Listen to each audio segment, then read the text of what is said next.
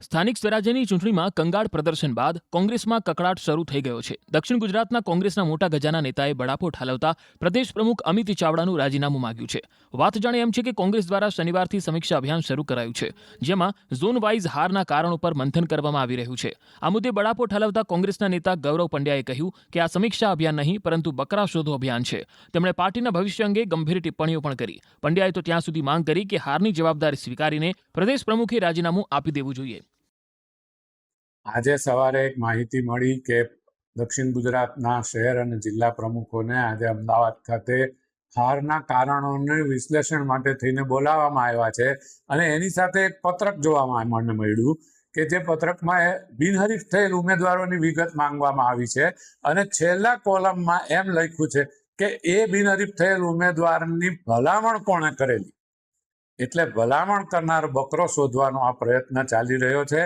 હકીકત એ છે કે આ તમામ જવાબદારી ગુજરાતમાં નામોશી ભરી પરિસ્થિતિ ઊભી થઈ છે એના માટે ગુજરાત પ્રદેશ કોંગ્રેસ સમિતિના અધ્યક્ષ સહિતનું આખું જ માળખું જેને આ જવાબદારી સોંપવામાં આવેલી હતી એ નિષ્ફળ ગયા છે અને એટલે એમણે પોતાનું પદ ખાલી કરવું જોઈએ.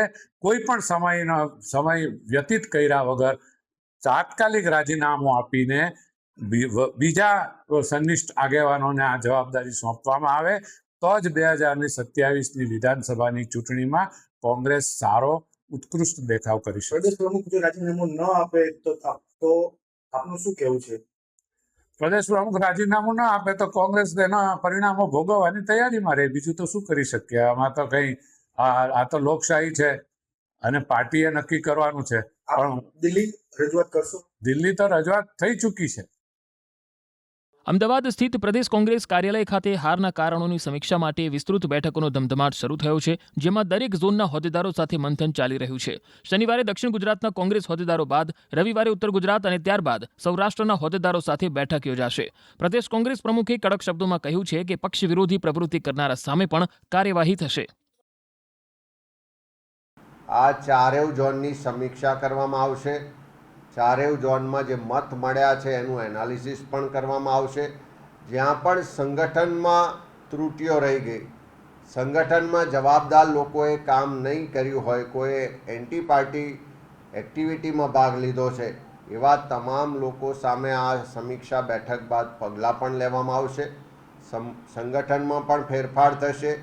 સાથે સાથે અનેક જગ્યાએ જે ખોટી પ્રેક્ટિસ કરીને ભારતીય જનતા પાર્ટીના ઉમેદવારો જીત્યા છે એને પણ ખુલ્લા પાડીશું. જે અધિકારીઓ, જે પોલીસ તંત્રના લોકોએ ભારતીય જનતા પાર્ટીનો હાથો બનીને કામ કર્યું છે એના પણ પુરાવા જ્યાં જ્યાં મળ્યા છે એની સામે પણ આવનારા દિવસોમાં કાયદેસરની કાર્યવાહી પણ કરીશું ને એને જવાબ આપવો પડે એવી સ્થિતિમાં પણ લાવીશું.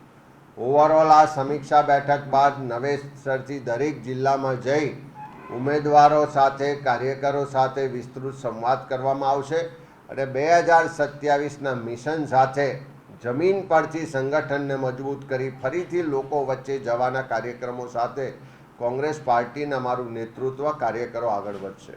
ઘણી જગ્યાએ અમારા જવાબદાર જે સંગઠનના હોદ્દેદારોની નિષ્ક્રિયતાની વાત પણ સામે આવી છે. એમણે જે વધારે સક્રિયતાથી કામ કરવું જોઈએ, વધારે કાળજી રાખવી જોઈએ, એમાં પણ ક્યાંક કચાશની કોઈ જગ્યાએથી રજૂઆતો આવી છે.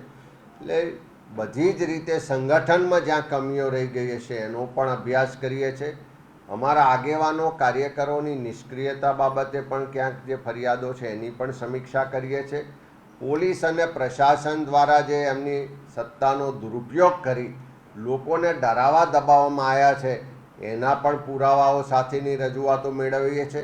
આવનારા દિવસોમાં મારા પ્રદેશના નેતૃત્વ, વરિષ્ઠ આગેવાનો સાથે પણ ચર્ચા થશે. દરેક જિલ્લામાં અમારા વરિષ્ઠ આગેવાનો જઈ ઉમેદવારો અને ત્યાંના કાર્યકરો, સંગઠન સાથે પણ હજુ વિસ્તૃત સમીક્ષા કરીશું અને આ મહિનાના અંત સુધી તમામ બાબતોને એ કરીને જ્યાં જવાબદાર સંગઠનની ફેરબદલ કરવાની હશે ત્યાં પણ કરવામાં આવશે. કોઈ એન્ટી પાર્ટી કામગીરી કરી હશે એની સામે પણ કાર્યવાહી કરવામાં આવશે.